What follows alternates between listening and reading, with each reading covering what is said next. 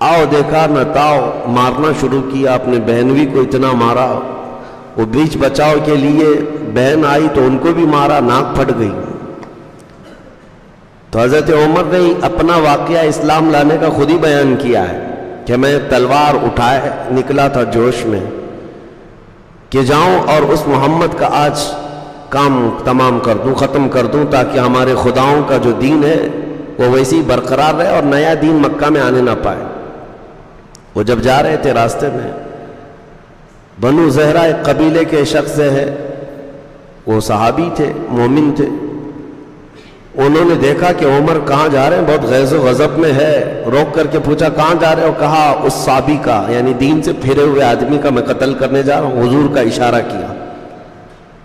تو اس صحابی نے دیکھا کہ ان کا ارادہ بڑا سخت ہے اور حضور صلی اللہ تعالیٰ علیہ وسلم کے قتل کے لیے جا رہے ہیں، تو انہوں نے ان کا راستہ روکنے کے لیے کہا کہ کیا ہوگا تمہیں قتل کر کے، کیا ملے گا؟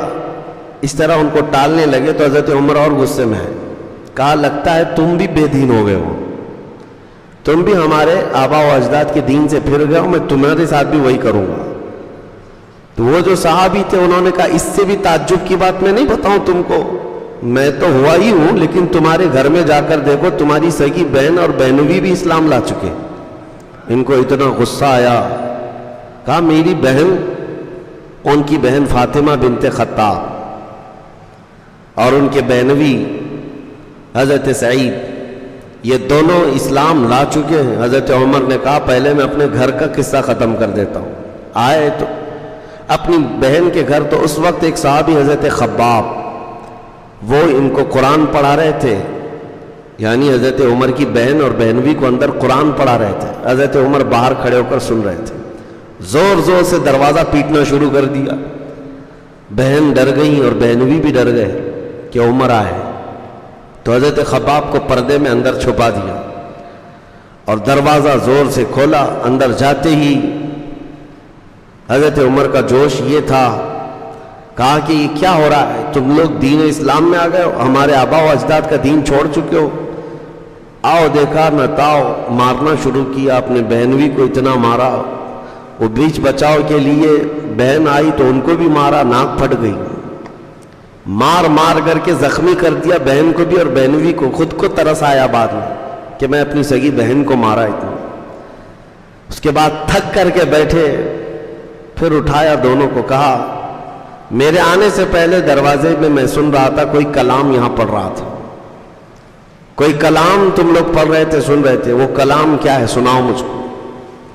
ابھی حضرت عمر اتنا کہہ رہے تھے کہ وہ حضرت خباب جو پردے میں چھپے تھے باہر آ گئے، کہا میں سناتا ہوں۔ حضرت عمر نے کہا تم یہاں کیسے؟ کہا جو کلام تم سن رہے تھے وہ میں ہی پڑھ رہا تھا۔ پھر حضرت خباب نے قرآن کی آیتیں تلاوت کرنی شروع کی۔ قرآن کی آیتیں جب صحابہ پڑھتے تھے تو ایسا اثر ہوتا تھا کہ پتھر بھی ہل جائے۔ حضرت عمر سنتے گئے سنتے گئے سنتے گئے، اس کے بعد اٹھ جاتے ہیں اور کہتے ہیں میں اس محمد صلی اللہ علیہ وسلم سے ملاقات کر کے آؤں گا۔ ان کی بہن اور بہنوی دونوں تھوڑا سا ان کو خوشی اس بات کی حاصل ہوئی کہ عمر کا دماغ تبدیل ہوتا ہوا نظر آ رہا ہے۔ تب حضرت خباب جو وہاں تھے، گھر کے اندر موجود تھے، انہوں نے کہا گھبرانے کی ضرورت نہیں ہے، عمر رسول اللہ کا قتل کرنے نہیں جا رہے، اس لیے کہ کل شام کو ہی میں نے رسول اللہ کو یہ دعا کرتے سنا تھا، اے اللہ عمر بن خطاب کے ذریعے اسلام کو فوقیت عطا فرما، اسلام کو عزت عطا فرما، اللہم اعز الاسلام بعمر، اے اللہ اسلام کو عزت عطا کر عمر بن خطاب کے ذریعے سے۔ کہا میں نے کل رسول اللہ سے یہ دعا سنی، ہو سکتا ہے وہ دعا آج ہو گئی ہے۔ تو عمر بن خطاب گئے، تلوار حمائل تھی، زید بن ارقم کے گھر میں چند صحابہ تھے، رسول پاک صلی اللہ علیہ وسلم تھے۔ جیسے ہی صحابہ نے آتے ہوئے دیکھا سب کھڑے ہو گئے، کہا عمر بن خطاب آ رہے ہیں اور ساتھ میں تلوار بھی ہے۔ امیر حمزہ رضی اللہ تعالیٰ عنہ جو صرف ان کے سے 3 دن پہلے ایمان لائے ہوئے تھے اور رسول اللہ کے چچا تھے، اور حضور صلی اللہ تعالیٰ علیہ وسلم سے بہت ہی قرابت ایسی تھی کہ حضرت امیر حمزہ حضور صلی اللہ تعالیٰ علیہ وسلم کے ہم عمر تھے، ایک عمر کے تھے، اور دونوں نے ایک ہی خاتون کا دودھ بھی پیا تھا. چاچا تھے، بھتیجے تھے، لیکن عمر ایک تھی. دونوں نے ایک حضور پاک صلی اللہ تعالیٰ علیہ وسلم کے وہ دودھ شریک بھی تھے. حضرت حمزہ بہت ہی سیریس تھے ان سب معاملات میں، دفاع ناموس رسالت پر. وہ کھڑے ہو گئے اور کہا عمر اگر اچھی نیت سے آ رہا ہے تو ٹھیک ہے، استقبال ہے، اور اگر کوئی غلط نیت ہے تو حمزہ اس کے یہاں سے واپس جانے کے لیے کوئی راستہ چھوڑے گا نہیں. تو حضرت حمزہ کو کھڑے ہوتے دیکھ کر صحابہ نے خاموشی اختیار کی. عمر ابن خطاب آئے، تلوار تو تھی، حجرے میں آتے ہی رسول پاک صلی اللہ تعالیٰ علیہ وسلم کے سامنے تلوار رکھ دی اور کہا آپ جس دین کی دعوت دینے کے لیے کلمہ پڑھاتے ہیں وہ کلمہ مجھے بھی عطا فرمائے. قرآن کی چند آیتیں ہی سنی تھی اور اس کے بعد پورا دل بدل گیا تھا. نبی پاک صلی اللہ تعالیٰ علیہ وسلم نے جیسے ہی انہیں مشرف اسلام کیا، جو صحابہ وہاں موجود تھے، یہ پہلا نعرہ تھا جو مکہ میں بلند آواز سے لگا تھا. صحابہ جوش میں نعرہ لگائے. عمر ابن خطاب کے ایمان لانے کی خوشی سب کو تھی. اب اس کے بعد سب سے پہلا کام جو ہوا حضرت عمر کی طرف سے، جو ان کی اولیات ہیں، جو ان کی خصوصیات ہیں حضرت عمر کی، حضور صلی اللہ تعالیٰ علیہ وسلم سے احکام اسلام سیکھتے رہے. دین اسلام کی خصوصیات حاصل کرنے کے بعد آپ نے سب سے پہلے یہ سوال کیا، اے اللہ کے رسول، ہمارا دین سچا ہے؟ ہمارا دین سچا ہے؟ کہا بالکل سچا ہے. تو کہا آپ پھر یہاں کمرے کے اندر کیوں حرم میں جا کر نماز پڑھیں گے؟ حرم میں خانہ کعبہ کے پاس جائیں گے. حضور صلی اللہ تعالیٰ علیہ وسلم نے ان کی بات کو رد نہیں فرمایا. 40 مرد تھے اس وقت. حضور نے فرمایا کہ نکلو. 2 صفیں لگی تھی مکہ مکرمہ کی گلیوں سے، یہ گزرتے جا رہے تھے. ایک صف کے آگے حضرت عمر تھے، دوسری صف کے آگے امیر حمزہ تھے، اور ان کے سامنے کوئی بہادر کھڑا ہونے کو تیار نہیں تھا. تو حضرت عمر کے ایمان لانے کے بعد سب سے پہلے سارے صحابہ مومنین راستوں پر چلتے ہوئے حرم پاک میں داخل ہوئے اور علل اعلان وہاں پر نماز ادا کی یا عبادت کی. اور پہلا خطبہ حرم میں جنہوں نے دیا وہ حضرت ابوبکر صدیق تھے. اس کے بعد نبی پاک صلی اللہ تعالیٰ علیہ وسلم نے عمر بن خطاب کو اسی دن ایک لقب عطا کیا، تم فاروق ہو. فاروق کا مطلب ہے فرق پیدا کرنے والا کفر اور اسلام کے درمیان. اس دن آپ نے ایسا واضح فرق بتا دیا مومنین کون ہوتے ہیں.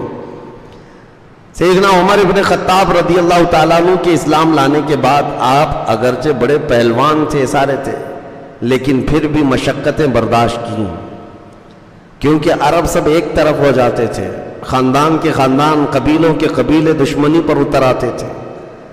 اور اس کے بعد جب رسول کریم صلی اللہ تعالیٰ علیہ وسلم کی ہجرت کا وقت آیا تو حضور صلی اللہ تعالیٰ علیہ وسلم سے پہلے ہی حضرت عمر نے ہجرت کی تھی. حضور صلی اللہ تعالیٰ علیہ وسلم ابھی مدینے گئے نہیں تھے اس سے پہلے. اور حضرت عبداللہ بن مسعود کہتے ہیں کہ ہم نے مکہ سے جتنے صحابہ ہجرت کی ہے سب کی ہجرت پتہ ہے، لیکن عمر بن خطاب نے جیسی ہجرت کی ہے ویسی کسی نے نہیں کی. کہا اس میں کیا ہے؟ کہا سب رات کے وقت یا پھر الگ انداز سے خفیہ راستوں سے ہجرت کر کے جاتے، کیونکہ مکہ والے پکڑتے تو مارتے بھی تھے، مال لوٹتے بھی تھے، بہت سارے تھے. لیکن عمر ابن خطاب کو جس دن ہجرت کرنی تھی سواری لیا، سامان لیا اور سیدھے حرم میں آئے اور خانہ کعبہ کا 7 مرتبہ طواف کیا. وہاں قریش کے بڑے بڑے سردار بیٹھے ہوئے تھے، سب کو پکار کر کے کہا عمر بن خطاب آج سے مکہ چھوڑ کر ہجرت کر کے مدینہ جا رہا ہے، تم میں سے کسی کی ماں نے دودھ پلایا ہے تو عمر کا مقابلہ کرو.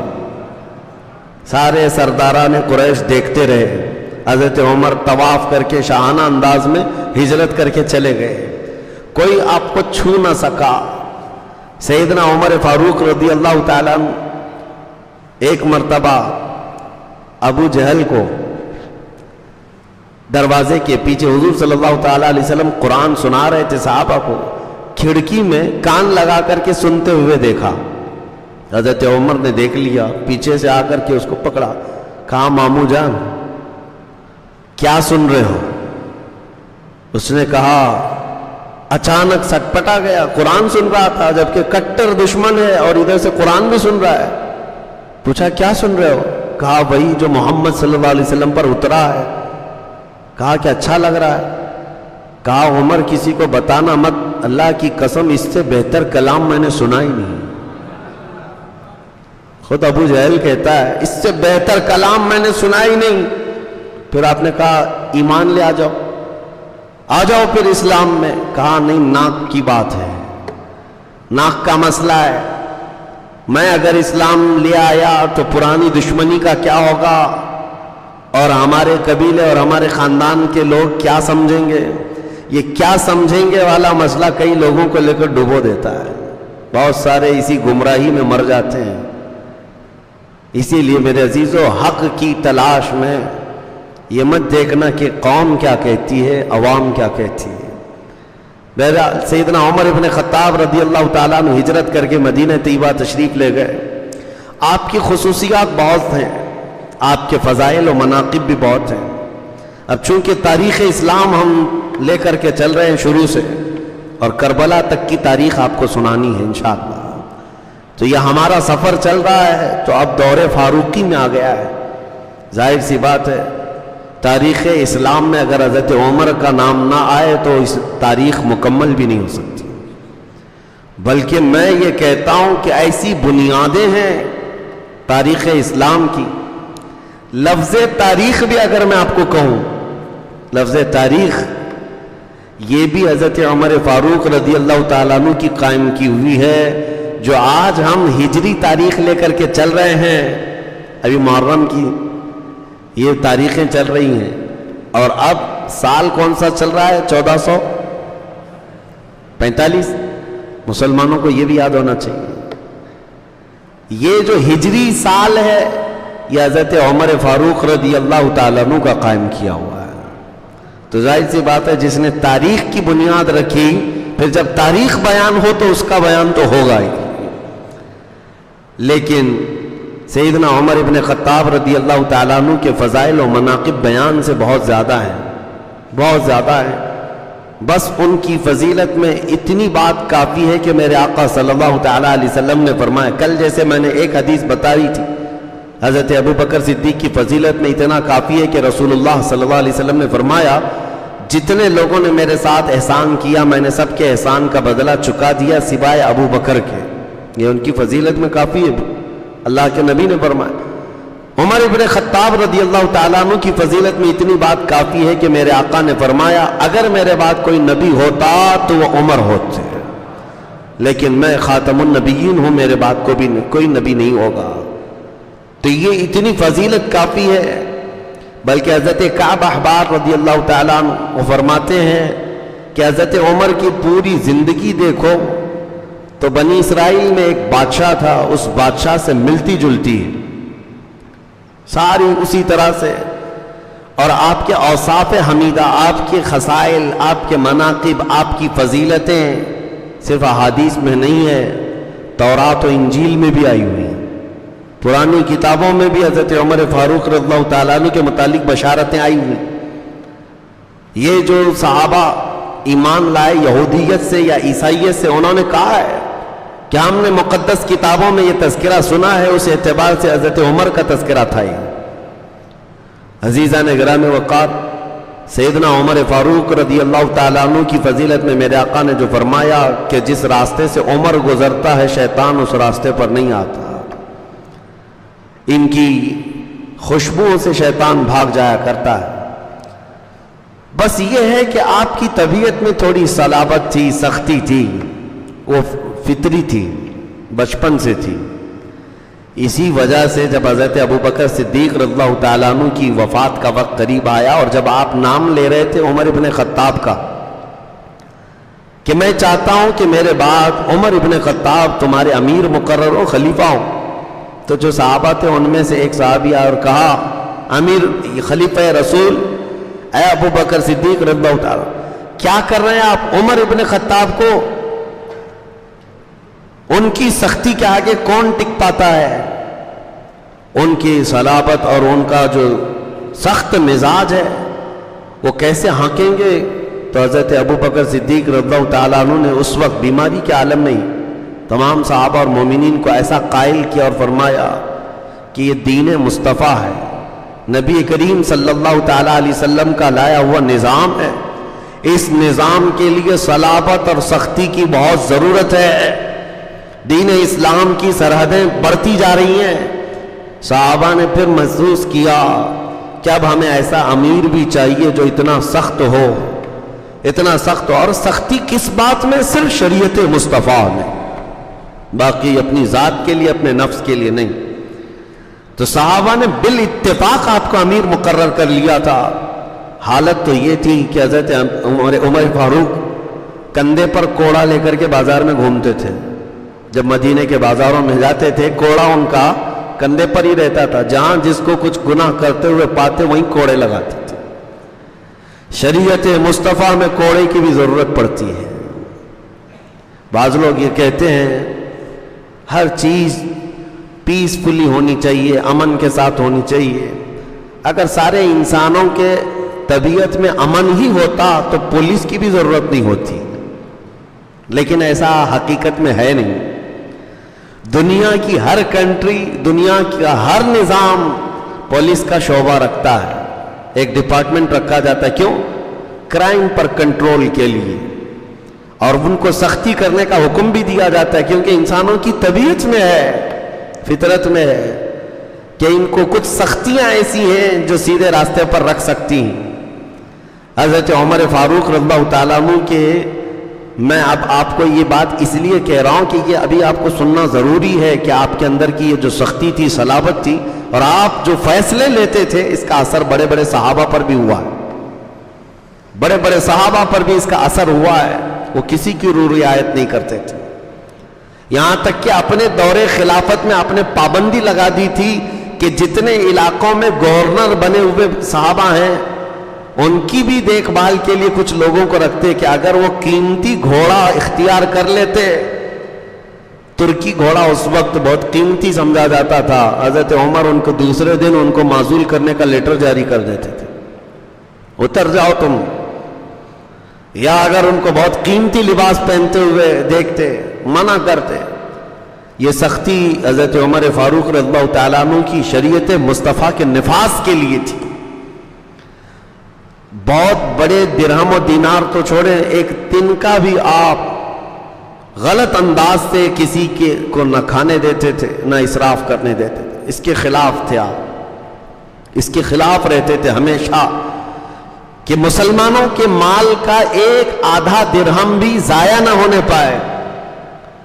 بادشاہوں کا مزاج نہیں تھا کہ جو من میں آئے لٹا دیا کسی بھی بات پر، نہیں، اس بات کے حساب کتاب میں بہت سخت تھے۔ یہاں تک کہ آپ کو میں بتاؤں، اپنے بیت المال کا جو داروغہ تھا اس کو آپ نے اتنا سخت بنا رکھا تھا حساب کتاب کے لیے کہ حضرت عمر فاروق خود بھی اگر بیت المال سے کبھی قرضہ لیتے تو بیت المال کا داروغہ آپ سے لڑنے کے لیے آ جاتا تھا۔ اتنے دن ہوئے ابھی تک آپ نے دیا نہیں، خلیفہ ہیں آپ۔ حضرت عمر کہتے میرے پاس ہے نہیں، آ جانے کے بعد دے دوں گا۔ وہ تقاضا کرتے کرتے گھر کو لپٹ جاتا تھا، روایت میں موجود ہے، امیر المومنین کے دروازے کو لپٹ جاتا تھا، کہتا تھا زیادہ دن ہو رہے ہیں آپ کے اوپر قرضہ ہو گیا ہے، جلدی ادا کیجیے۔ لیکن حضرت عمر نے کبھی اس کے لیے کوڑا نہیں استعمال کیا۔ کوئی اگر دیکھتا تو یہ کہتا ارے یہ داروغہ بیت المال کا خلیفہ وقت کی طرف سے مقرر کیا ہوا داروغہ ہے، لیکن یہ تقاضا کرنے آ جاتا ہے مال کا، وہ بھی امیر المومنین سے۔ میاں یہاں تو پی ایم سے کوئی حساب ہی نہیں لے سکتا، جتنا چاہے دیش بیچ جائے، کوئی پوچھ بھی نہیں سکتا۔ اگر پوچھے گا تو اس کی تو سدسیتا ختم ہو جائے گی، ہاں اس کی رکنیت بھی ختم ہو جائے گی۔ پوچھنے کی ہمت یہاں نہیں ہے، کر بھی نہیں سکتے، چاہے تم پوری جھولی بھر کر کے یہاں سے پارسل کرو۔ یہ دور الگ ہے میرے عزیزوں، کہاں خلافت کو ہم کمپیئر کر سکتے ہیں۔ یہاں مال لوٹنے والے چور ڈاکو بیٹھے اور لوٹ کر کے خوب لے جائیں، سوئس بینک میں داخل کریں، لیکن ان کو سے کوئی دوسرا سوال نہیں کر سکتا، پوچھ نہیں سکتا۔ اگر پوچھ لیا تو اس کی خیر نہیں، دوسرے دن اس کے ہاں हुकूमत की दामाद एजेंसियां आ जाती हैं तहकीकात के लिए, तफ्तीश के लिए। ये तो सिस्टम है। अपने आप को कभी इन्होंने हिसाब के आगे नहीं रखा कि हमसे कोई मुआखजा नहीं कर सकता, कोई इनको पूछ नहीं सकता तुम 12 लाख का सूट क्यों पहनते हो, नहीं पूछ सकता। लेकिन वो दौरे फारूकी था, जुब्बा भी अगर लंबा होता तो सहाबा पूछ लेते थे। भरे मजमे में हजरत सलमान फारसी ने आपसे पूछा था कि माले गनीमत में कपड़ा आपने तकसीम किया था सब सहाबा को, किसी का पूरा जुब्बा नहीं बन रहा था, हजरत उमर का पूरा जुब्बा बन गया। साहबी ने बीच मजमे में खड़े होकर पूछा आपका कैसे बन गया, सबका तो नहीं बना, वैसे भी आप कद में लंबे थे। हजरत उमर ने ये नहीं कहा कि क्या तुमको सवाल करने का हक है, बल्कि जवाब दिया, कहा माले गनीमत में मेरे बेटे को भी कपड़ा मिला था, उन्होंने मुझे हिबा कर दिया, दोनों कपड़े मिला करके मैंने सिलाया, मेरा जुब्बा बन गया। जवाब देने का हक था। और जब वो अपने आप को इसका मुआखजा करने का मुस्तहिक समझते थे, वो दारोगा को जब इतना सख्त बनाकर रखे थे हजरत फारूक रज़ियल्लाहु तआला कि वो आपसे तकाजा करता था कर्जे के, और बाकी दूसरी चीजों पर सख्ती इस कदर थी कि किसी की रियायत नहीं थी। अदल व मसावात में, हिसाब किताब में, सहाबा इकराम रिज़वानुल्लाहि ताला अलैहिम अजमईन के मामलात में बड़े सख्त थे फैसला लेने में। सही रिवायत में अगर आपको बताऊं, जब आपकी वफात हुई थी, आपके जिस्म पाक पर चादर पड़ी हुई थी, दीदार के लिए बहुत लोग आए। जब सहाबा, उनमें से मौला अली करमल्लाहु वजहुल करीम आए, सैयदना अली इब्न अबी तालिब करमल्लाहु वजहुल करीम चादर हटाते हैं और लोगों से कहते हैं लोगों गवाह हो जाओ, रसूलुल्लाह सल्लल्लाहु ताला अलैहि वसल्लम के सहाबा में मैं इससे ज्यादा नेकियां करने वाला देखा नहीं था, इससे बेहतर आदमी नहीं देखा। और इब्ने असाकिर की रिवायत तो यह है, तारीख इब्ने असाकिर मशहूर मोतबर किताब है, मैं रिवायत आपको बता दूं, हजरत अली का यह फरमान है कि फरमाते अगर किसी को वो देखते कि हजरत अली फरमाते मुझको अबू बकर और उमर से अफजल बताए तो मैं उसको 80 कोड़े मारूंगा, कोड़े लगवा देते हजरत अली करमल्लाहु वजहुल करीम। आपने ऐलान फरमाया था। वो इस हद दर्जे ताजीम करते थे सैयदना अबू बकर सिद्दीक की भी और हजरत उमर की भी। ये बताना जरूरी इसलिए है कि बाज लोगों को ये लगता कि ये गसब की हुई खिलाफतें थी, गसब की हुई खिलाफतें थी तो हजरत अली करमल्लाहु वजहुल करीम ऐसी तारीफ नहीं करते उन खुलफा की। अज़ीज़ान गिरामी औक़ात, अब दौरे फारूकी की बातें करते हैं, फ़ज़ाइल व मनाक़िब बेशुमार हैं। सैयदना उमर इब्न ख़त्ताब रज़ियल्लाहु ताला अन्हु की फ़जीलतें बेशुमार हैं। उन्होंने रसूलुल्लाह की सोहबत पाई, ये सबसे बड़ी फ़जीलत है। अल्लाह के नबी सल्लल्लाहु ताला अलैहि वसल्लम ने हर घड़ी उनको साथ रखा, ये बड़ी फ़जीलत है। और आज तक, बल्कि मेरे आका सल्लल्लाहु ताला अलैहि वसल्लम का एक फरमान है, सुनो। फरमाते हैं रसूलुल्लाह सल्लल्लाहु अलैहि वसल्लम, हर नबी के लिए वजीर होते हैं। मुझे अल्लाह ताला ने आसमानों में 2 वजीर दिए और जमीन पर भी 2 वजीर दिए। आसमानों में मेरे 2 वजीर जिब्राइल और मीकाइल हैं, और जमीन में मेरे 2 वजीर अबू बकर और उमर हैं। और देखो तो आज भी उस हरे गुंबद के नीचे बादशाह आराम फरमाया और दोनों वजीर पहलू में सोए हुए हैं। इस बात की अलामत है, हमने पढ़ा था कि बादशाह जब कुर्सी पर विराजमान होता है और वजीर उसके आसपास हैं तो यह अलामत होती है कि बादशाह का निज़ाम अभी चल रहा है। और अगर वजीर चले गए तो यह अलामत होती कि अब बादशाह की मजलिस खत्म हो गई है, रियाया के अब मामलात सुने नहीं जाएंगे। जब तक वजीर अगल बगल होते हैं यह अलामत होती है कि रियाया के मामलात सुने जाएंगे, अभी निज़ाम चल रहा है। कुर्बान जाओ उस हसीन गुंबद खजरा की छांव के नीचे, बादशाह आजम भी आराम फरमाया और पहलू में दोनों वजीर भी हैं। यह इस बात की अलामत है कि निजाम भी चल रहा है और रियाया की सुनी भी जा रही है, सुनी भी जा रही है। और उस सैयदना उमर इब्न ख़त्ताब रज़ियल्लाहु ताला अन्हु के फ़ज़ाइल व मनाक़िब के बाद अब हम आगे बढ़ते हैं। दौरे फारूकी की सबसे बड़े जो चैलेंजेस थे तारीख़ इस्लाम में, ये ज़रूरी है। अब आपको मैं बताता हूं कि इस्लाम की सरहदें कहां से कहां तक ले गए।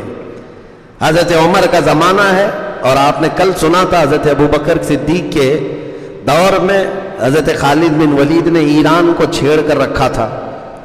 عراق کے بہت سارے علاقے آپ نے فتح کر لیے تھے، اجنادین وغیرہ، فرات کے علاقہ، اور حضرت خالد بن ولید رضی اللہ تعالیٰ عنہ کی یہ مہم اب روک دی گئی تھی. ایران کے سخت گیر لوگ تھے، یزدگرد ان کا جو بادشاہ تھا ایران، کسرا، ارے بھائی سپر پاور کہتے ہیں اس زمانے کی، ہزاروں لاکھوں کی فوج رکھتے تھے، اتنا آسان نہیں تھا. مہم تو چھڑی تھی حضرت ابو بکر صدیق کے زمانے میں، اور حضرت خالد بن ولید ملک شام گئے، وہیں تھے. شام رومیوں کے قبضے میں تھا، جو رومن امپائر ہے.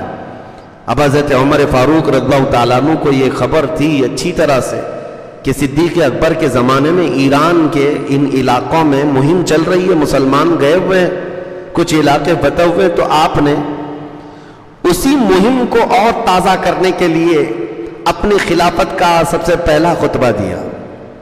خلافت میں آنے کے بعد خطبہ دیا اور مسلمانوں کو ابھارنے لگے. تقریباً 20 دنوں تک کوئی آئے نہیں. پھر اس کے بعد جلال فاروقی ایسا تھا، آپ کے خطبے نے ایسا جوش بھر دیا کہ مدینہ طیبہ اور اطراف کے سارے مسلمان جمع ہونے شروع ہو گئے کہ ہم جائیں گے اس ایران کی طاقت کو طاقت و تاراج کریں گے. اب اس فوج کو جب حضرت عمر فاروق نے جمع کیا، ابو عبید ثقفی ہیں، بنو ثقیف قبیلے کے صحابی تھے، ان کی سپہ سالاری میں حضرت عمر فاروق رضی اللہ تعالیٰ عنہ نے مدینہ طیبہ سے فوج روانہ کی.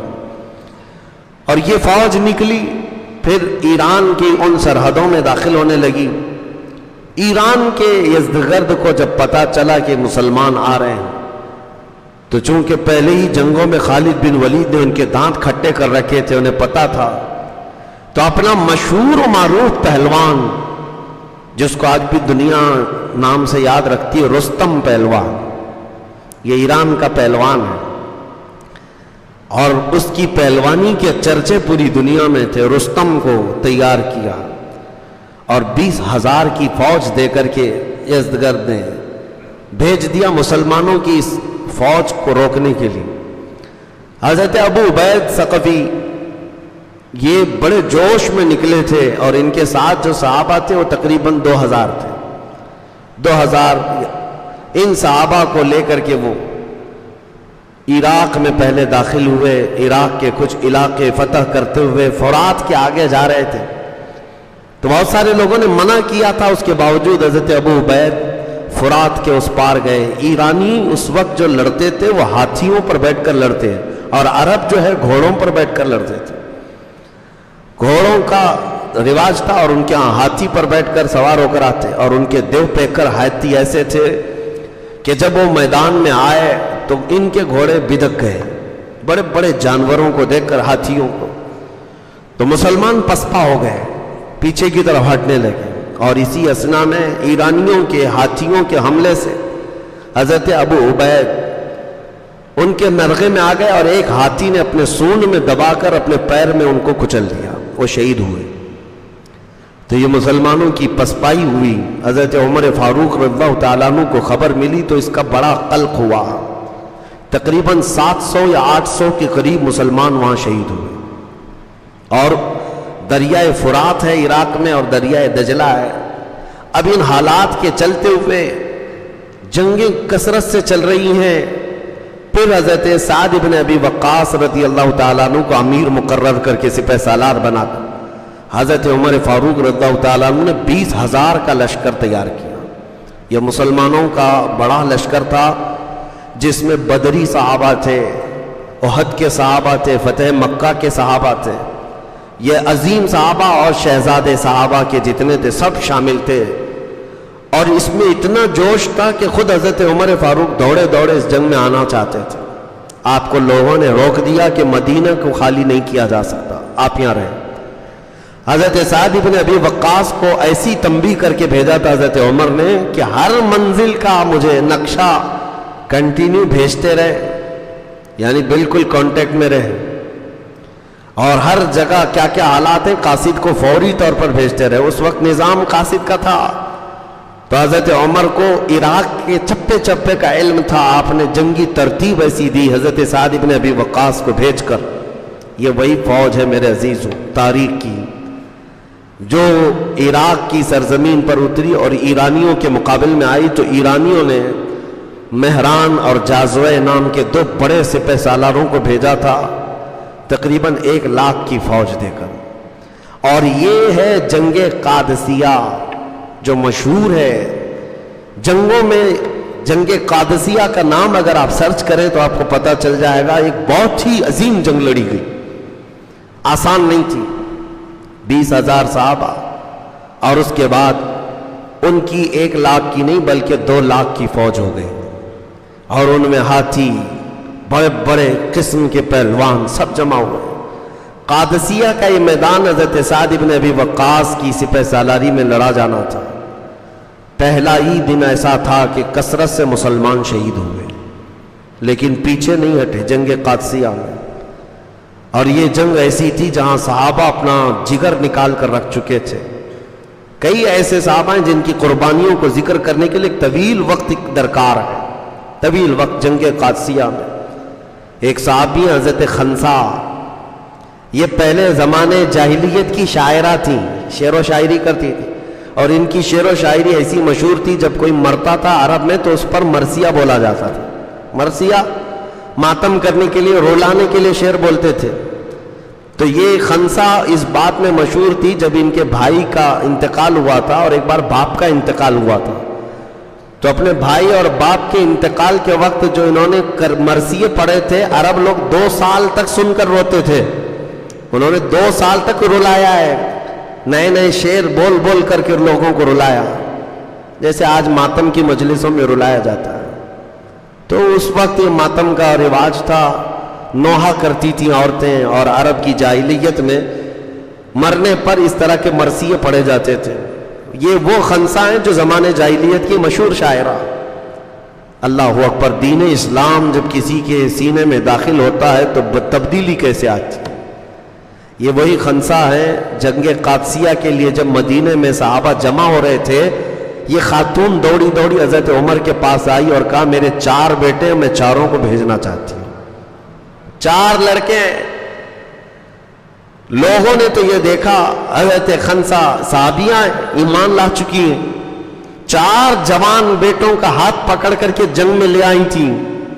اب یہ مرثیے کے شعر نہیں پڑھتی تھیں، غم کے اشعار نہیں پڑھتی تھیں، بلکہ جب مجاہدین میدان میں اترتے تھے ان کو جوش دلانے کے ایسے اشعار پڑھتی کہ کوئی پیچھے مڑنا بھی پسند نہیں کرتا تھا. عورت بول رہی ہے، عورت کے شعر و شاعری ہے.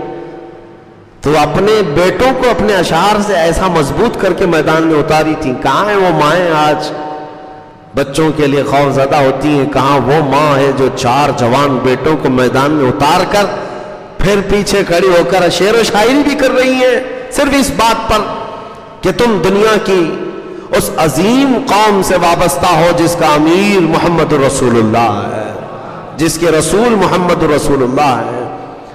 وہ اشعار میں ایسی باتیں کہتی. اتفاق ایسا ہے کہ اس جنگ قادسیہ میں حضرت خنسا کے 4 بیٹے شہید ہوئے. 4 بیٹے ایک ساتھ انتقال کیے ہیں. تو عرب میں یہ بات پھیل گئی کہ خنسا اب کیسے مرثیہ پڑے گی.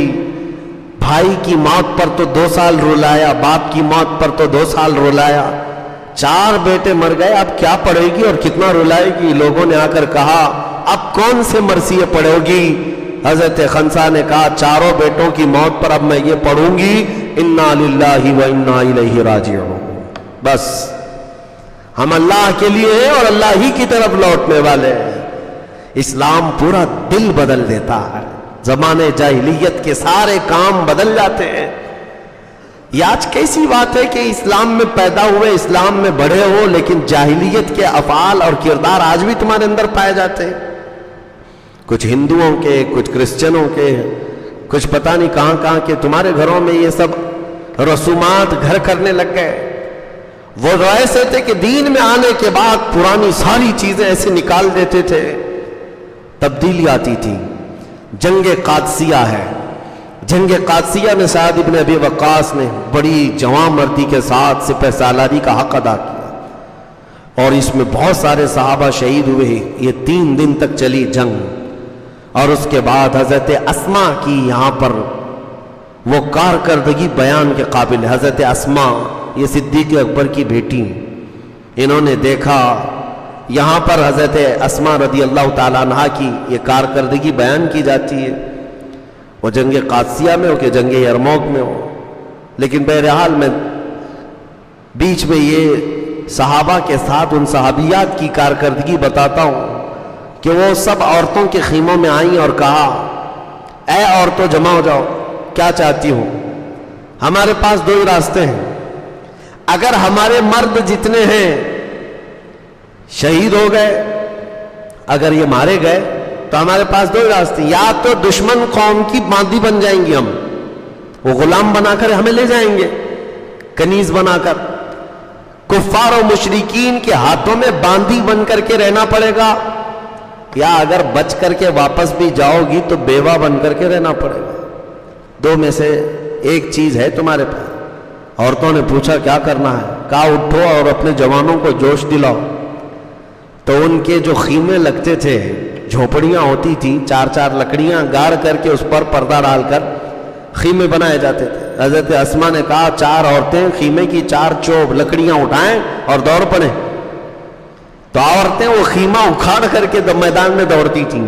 شام کا وقت تھا اور یہ جو لشکر مقابل میں تھا یہ دیکھ کر کے گھبرا گیا۔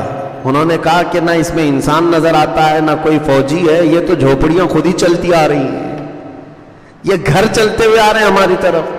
ایسی بھگدڑ مچی تھی ان کے اندر کہ وہ آپس میں ایک دوسرے کے اوپر گرتے پڑتے تھے، پتہ نہیں ان کے جانور کتنے ان کو کچل گئے۔ ان کے اس کردار پر مسلمانوں کو فتح عظیم حاصل ہوئی تھی۔ جنگ قادسیہ کے بعد ایران میں ایسی بات پھیل گئی کہ اب ایرانیوں کی طاقت ختم ہونے لگی۔ میرے عزیزو، ایک جنگ میں 10 ہزار ایرانی مارے گئے ہیں، یہ معمولی بات نہیں تھی۔ اس وقت ان کے دور میں کبھی 2000 کبھی 10,000 مقابل میں ہوتے رہے۔ اب اس کے بعد مسلمانوں کا یہ جمع غفیر سعد ابن ابی وقاص کے ساتھ دریائے دجلہ پر آیا۔ اب تاریخ کی وہ اہم بات میں عرض کرنے جا رہا ہوں، دور فاروقی کی۔ یہ عراق پورا فتح کر چکے تھے، اب ایران کی سرحد کے اندر داخل ہونا تھا۔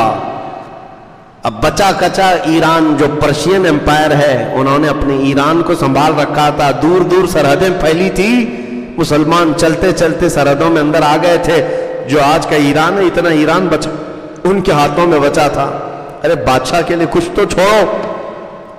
اب ایرانی بادشاہوں نے دریاؤں کے کنارے پوری فوج لگا رکھی تھی کہ مسلمان کہیں سے پار ہو کر کے اس سرحد کے اندر نہ آ جائیں، اور دریائے دجلہ کے اوپر جتنے پل بنے تھے، برج، سب توڑ ڈالے کہ دریا عبور کر کے پار کر کے کوئی آ نہ سکے، کراس نہ کر سکے۔ لیکن صحابہ کا جوش اور جنون ایسا تھا کہ وہ کہیں کو رکنے والے نہیں تھے۔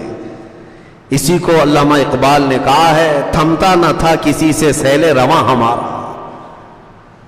جب وہاں پہنچے تو سعد ابن ابی وقاص کے ساتھ جو صحابہ تھے ان سے انہوں نے پوچھا کہ اب کیا کرنا ہے، آگے بڑھنا ہے؟ صحابہ نے کہا آگے تو بڑھنا ہے، راستہ کہاں ہے؟ سعد ابن ابی وقاص نے کہا چلو اسی دریا میں گھوڑے ڈال دیتے ہیں۔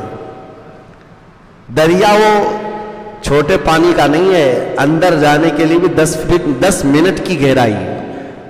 اندر اگر ڈوبنا بھی چاہے 10 منٹ تک جاتا رہے۔ دنیا کی گہری ندیوں میں سے ہے دریائے دجلہ، اور چوڑائی بھی کافی ہے، اور اس میں گھوڑے ڈالنے کی بات کر رہے ہیں۔ کسی ایک صحابی نے بھی یہ نہیں کہا کیسے ڈالے، نہیں، امیر کی اطاعت میرے آقا سے انہوں نے ایسی سیکھی تھی، آنکھ بند کر کے سبوں نے گھوڑے ڈال دی۔ سعد ابن ابی وقاص نے پہلا گھوڑا اس ندی کے اوپر ڈالا تھا، اور گھوڑا ندی پر دوڑتا ہوا ایسا گیا تھا، ایسا کہ گھوڑا پانی اچھالتا رہا، لیکن گھوڑے کے پاؤں اندر ندی کے اندر نہیں دھستے تھے۔ جب صحابہ نے دیکھا سپہ سالار کا گھوڑا پانی کو عبور کرتا ہوا جا رہا ہے، سبوں نے گھوڑے ڈال دیے، اور دریا پر چلتے ہوئے یہ پہلی جماعت ہے، دریا پر دوڑتا ہوا یہ پہلا لشکر ہے اور ایرانی فوج جو وہاں کھڑی تھی انہوں نے جو جملے کہے تھے، تاریخ طبری میں آج بھی موجود ہے، فارسی میں انہوں نے کہا تھا دیوا آمدند، دیوا آمدند، دیو لوگ آ گئے ہیں، جنات آ گئے ہیں ہماری سرحد میں۔ بھلا آج تک کوئی انسان پانی پر چلتا ہوا نظر آیا؟ لیکن ان ظالموں کو یہ پتہ نہیں تھا یہ محمد عربی کے غلام ہیں۔ مولا اگر چاہے تو دریا بھی ان کے لیے راستے بنا دے۔ اسی کو اقبال نے کہا تھا، دشت تو دشت ہے دریا بھی نہ چھوڑے ہم نے، بحر ظلمات میں دوڑا دیے گھوڑے ہم نے۔ ایران کی سرحدوں میں داخل ہو گئے۔ اب جو ایرانی فوج منتشر ہو گئی، خوف کے مارے تتر بتر ہو گئی۔ یزدگرد کے پاس جا کر کے خبر پہنچائی گئی کہ مسلمان ایران میں داخل ہو گئے۔ اسی غم میں کتنے وزیروں کا انتقال ہو گیا، لڑنے سے پہلے ہارٹ اٹیک آتا ہوگا اس زمانے میں، لیکن اب کے ڈاکٹر سرجری یا نئی میڈیکل تحقیقات سے بتا دیتے ہیں، لیکن اس وقت بھی ہوتا تھا۔ بہت سارے مر گئے مسلمانوں کی آمد کو سن کر کہ یہ ایران کی سرحدوں میں داخل ہو چکے۔ عزیزان گرامی وقار، پھر اس کے بعد سعد بن ابی وقاص رضی اللہ تعالیٰ عنہ ایران میں داخل تو ہو گئے۔ اب معاملہ یہ ہے کہ اس کسریٰ بادشاہ کی طاقتور فوج کو زیر کرنا ہے۔ اس طاقتور فوج کو دھول چٹانے کے لیے صرف مسلمانوں کی یہ تعداد کافی نہیں تھی، پھر حضرت عمر فاروق کو لکھ کر بھیجا گیا اور کمک بھیجی جائے اور فوج بھیجی جائے۔ بہت سارے صحابہ شہید ہوئے ہیں۔ جنگ قادسیہ کو سر کرنے کے بعد جانتے ہیں ایک اور ادا میں سیدنا عمر ابن خطاب کی بتاتا ہوں۔ وہ اس قدر تمنا میں رہتے تھے کہ کیا خبر ہے، قادسیہ میں کیا ہو رہا ہے، عراق کیسے فتح ہو رہا ہے، ایران میں کیا چل رہا ہے۔ روز ایک قاصد آتا تھا خبر لے کر کے، اور جب جنگ قادسیہ فتح ہو چکی مسلمانوں کے لیے، جو قاصد کو حضرت سعد ابن ابی وقاص نے خط دے کر بھیجا تھا، جلدی سے جاؤ عمر ابن خطاب امیر المومنین کو یہ پیغام پہنچاؤ، ہم نے جنگ قادسیہ فتح کر لی ہے۔ وہ سرپٹ گھوڑا دوڑاتے ہوئے مدینے کی طرف آ رہا تھا، اور حضرت عمر کا حال یہ تھا کہ حضرت عمر خبر سننے کے لیے مدینے میں نہیں، مدینے سے باہر جا کر کھڑے رہتے تھے۔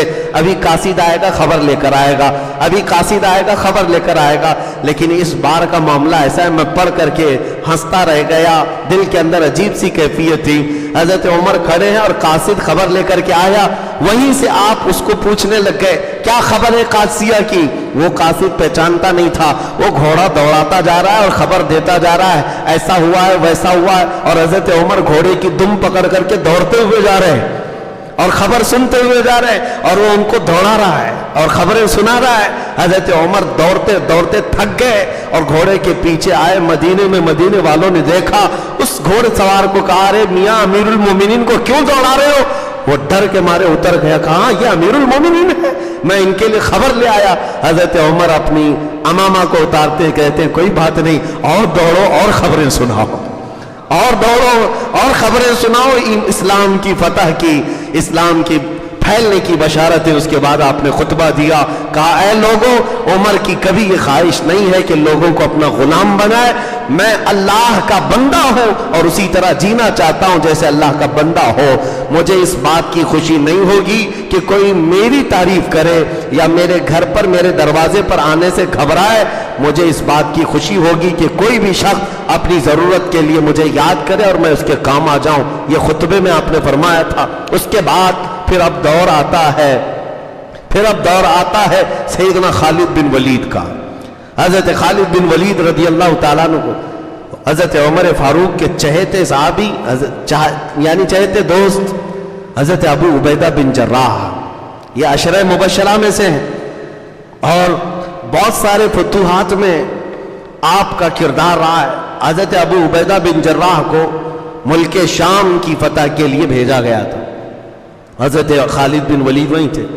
حضرت خالد بن ولید اپنی فوج کو لے کر حضرت ابو عبیدہ بن جراح کے ساتھ مل گئے، اور ہوا یہ حمص میں، یعنی اس وقت کا جو ایک مشہور علاقہ تھا، آج بھی وہ حمص ہی کہلاتا ہے، ملک شام میں عیسائیوں کا مرکز تھا، اور وہاں کے بطریق کو یعنی بڑا جو پادری تھا اس کے گھر، یا وہاں کا جو بادشاہ تھا، بادشاہ کا جو نائب ہوا کرتا تھا، اس کے گھر بیٹا ہوا تھا، وہ لوگ شراب پی پی کر کے مستیاں کر رہے تھے، خوشیاں منا رہے تھے۔ عیسائیوں میں شراب پینے کو ہی سب سے بڑی خوشی سمجھی جاتی ہے۔ اور اس وقت سب بدمست تھے، رات کا وقت تھا۔ حضرت خالد بن ولید رضی اللہ تعالیٰ عنہ حمص کے اس قلعے میں داخل ہو گئے، اور یہ شراب کے نشے میں چور تھے، ان کو پتہ ہی نہیں کون شہر میں داخل ہوا، اور حضرت خالد بن ولید جیسے ہی آئے سارا نشہ اتر گیا، جتنی شراب پی تھی، جتنا بھنگ پیا تھا، سب نکل گیا، اور سب دوڑے دوڑے بدکے ہوئے ادھر ادھر بھاگتے رہے، اور حضرت خالد بن ولید سے نہیں کہا، حضرت ابو عبیدہ بن جراح کے پاس گئے اور کہا کہ ہم صلح کرنا چاہتے ہیں۔ حضرت ابو عبیدہ بن جراح نے ان سے صلح کر لی۔ ایک طرف حضرت خالد بن ولید جنگ کرنے آئے تھے، دوسری طرف ابو عبیدہ بن جراح صلح کر رہے تھے، اور اسی اثنا میں دمشق جو آج بھی راجدھانی ہے ملک شام کی، حضرت خالد بن ولید کا صرف چل کر کے آنا تھا، جنگ کرنا نہیں تھا، ان کو صلح پر مجبور کر دیا، صرف چل کر کے آئے تھے، اور اس کے بعد حضرت ابو عبیدہ بن جراح نے صلح کر لی، تو ملک شام کا یہ دمشق علاقہ سب سے پہلے اسلام میں آیا۔ یہ رومن امپائر کو اب چھیڑ دیا تھا، اس وقت کے سپر پاور، دوسری سپر پاور طاقت روما کو چھیڑ دیا اور دمشق کو حاصل کر لیا۔ سیدنا خالد بن ولید کی ایک ادا بڑی پسند آتی ہے۔ ایک اور علاقہ عیسائیوں کا تھا حمص کے بعد، وہاں آپ اپنی جوان لشکریوں کو لے کر پہنچے تھے، فوجیوں کو۔ عیسائی بڑے مکار اس وقت بھی ہیلے کرتے تھے اور کسی نہ کسی طرح حربے سے گمراہ کرنے کی کوشش کرتے۔ انہوں نے دیکھا دمشق ہمارے ہاتھ سے گیا ہے، حمص چلا گیا ہے، اور جس علاقے میں حضرت خالد بن ولید آئے وہاں عیسائیوں کا ایک مضبوط قلعہ تھا، اور شہر کے اطراف قلعہ بنایا جاتا تھا۔ قلعہ کیسے ہوتا تھا؟ پوری دیواریں بنا دی جاتی تھی شہر کے اطراف، بڑی بڑی دیواریں، اور ان دیواروں کے اندر پورا شہر آباد ہوتا تھا۔ کبھی آپ اجمیر شریف جاتے ہیں تو بڑے بڑے دروازے دیکھتے ہوں گے، جو اس زمانے کے سرحدیں ہوا کرتی تھی شہر کی، اور کوئی بھی داخل ہوتا تو اس دروازے کے اندر سے ہی جانا ہوتا۔ اس طرح قلعے کے اندر بند ہو جاتے تھے، جنگیں اسی طرح لڑی جاتی تھی۔ تو ان عیسائیوں نے سارے دروازے بند کر لیے اور قلعے کے اندر بیٹھ گئے، کیونکہ ان کو پتہ چل گیا خالد بن ولید اپنا لشکر لے کر آ رہے ہیں۔ لڑنا تو تھا نہیں۔ یہ محاصرہ 40 دن تک چلا، یعنی حضرت خالد بن ولید پیچھے ہٹنے والے تو نہیں تھے۔ پورے فوج کو لے کر کے انہوں نے بھی پڑاؤ ڈال لیا کہ ہم بھی یہیں رہیں گے، تم جب تک باہر نہیں آؤ گے ہم بھی باہر ہی بیٹھے رہیں گے۔ اب یہ چاروں طرف سے جو مسلمان بیٹھے ہوئے تھے اتنے دنوں تک، عیسائیوں کا جو پادری اندر تھا اس نے مشورہ کیا، ان کے ساتھ جنگ نہیں لڑ سکیں گے، ہم لڑنا مشکل ہے، ان کو میں ایک دوسرے طریقے سے زیر کر سکتا ہوں۔ کیا ہے؟ خالد بن ولید کی فوج میں جوان لشکری زیادہ ہیں، اور ہر جوان مال و دولت اور عورت کی طرف جلدی جاتا ہے۔ تو اس پادری نے یہ کیا کہ میں شہر کی ساری بڑی اور خوبصورت لڑکیوں کو لا کر میدان میں کھڑا کر دوں گا، اور خالد بن ولید سے صلح کے نام پر میں معاہدہ کر لوں گا، ایک شرط رکھوں گا کہ اس بازار سے گزرتے ہوئے قلعے تک آ جاؤ، صحیح سلامت آ گئے تو چابیاں تمہارے حوالے کر دیں گے۔ لیکن خالد بن ولید کو انہوں نے بتایا نہیں۔ جا کر کے خالد بن ولید سے عیسائی پادری نے کہا ہم لڑنا نہیں چاہتے، آپ آئے ہیں ٹھیک ہے، ہم صلح کریں گے، لیکن ہماری یہ شرط ہے 3 دن کے بعد آپ اپنی اس فوج کو لے کر اس بازار سے گزرتے ہوئے قلعے تک آ جائیں شاہانہ شوکت کے ساتھ۔ تو حضرت خالد بن ولید نے کہا ٹھیک ہے، منظور ہے۔ 3 دن کے بعد جب اپنی فوج کو لے کر کے وہ نکلے تو ان کی یہ گھٹیا اور ذلیل حرکت دیکھ کر رک گئے۔ ان عیسائیوں نے کیا کیا تھا؟ پورے بازار میں ننگی لڑکیاں کھڑی کی، آدھے لباس میں، برہنہ لباس میں، اور دولت سے مزر کے جو انبار بچھا دیے ہیں سڑکوں پر۔ ظاہر سی بات ہے یہ نوجوان لشکریوں کو لوٹنے کے لیے، آج بھی فوج میں بہت برائیاں رہتی ہیں، مہینوں سے فوج دور رہتی ہے گھروں سے تو ان کے اندر نفسانی خواہشات آ جاتی ہیں، یہ سوچ کر کے کبھی بھی فوج کو توڑنے کے لیے اس طرح کی حرکتیں ہمیشہ کی جاتی رہیں، عیسائیوں کی طرف سے ہوتی رہیں۔ ان کو نفسانی خواہشات میں مغلوب کیا جا سکتا ہے۔ اب جیسے ہی حضرت خالد بن ولید کی نظر پڑی، اللہ اکبر، کمال استقامت ہے۔ استقامت اللہ نے کیسی دی؟ آپ کھڑے ہو گئے اور ایسی تقریر کی تھی، وہ آج بھی محفوظ ہے۔ اپنے نوجوان سپاہیوں سے کہا آج تمہارے امتحان کا وقت ہے، اگر تمہارا قدم ڈگمگا گیا تو قیامت تک آنے والی نسلیں تم کو برائی سے یاد کریں گی، تم پر لعنت بھیجی جائے گی، اور اگر تمہارا قدم صحیح سلامت رہا تو قیامت تک آنے والے تم پر رحمتوں کے پھول برسائیں گے، خوشیوں سے یاد کیے جائیں گے۔ وہ جوانوں نے پوچھا ہمیں کیا کرنا ہے؟ خالد بن ولید نے کہا بس سنت مصطفیٰ پر عمل کرنا ہے۔ میں نے رسول اللہ کو دیکھا ہے کہ جب میرے آقا مدینے کے بازار میں گزرتے تھے تو آنکھیں نیچی کر چلتے تھے، حضور کی نگاہیں نیچی ہوتی، بس تم اس سنت پر عمل کر کے جاؤ اے نوجوانوں۔ اسی لیے میرے آقا نے فرمایا النظرۃ سہم من سہام الشیطان، نظر جو ہے شیطان کے تیروں میں سے ایک تیر ہے، سب سے پہلے تمہاری نظر دھوکہ کھاتی ہے۔ تم اجنبی عورتوں کے اوپر نظر ڈالتے ہو یا جو ناجائز ہے اس کی طرف نظر ہی ڈالتے ہو، یہاں سے تمہارا پورا جسم بدل جاتا ہے۔ نظریں تمہارے دل کے اندر حرکتیں پیدا کرتی ہیں، پھر یہ کام نظریں تمہیں زنا تک لے جاتی ہیں۔ الیاذ باللہ، نظر سے بچنا بہت ضروری ہے۔ حضرت خالد بن ولید کی اس تقریر کے بعد وہ سارے نوجوان سپاہی جانتے ہو کیسے چلتے ہوئے جا رہے تھے۔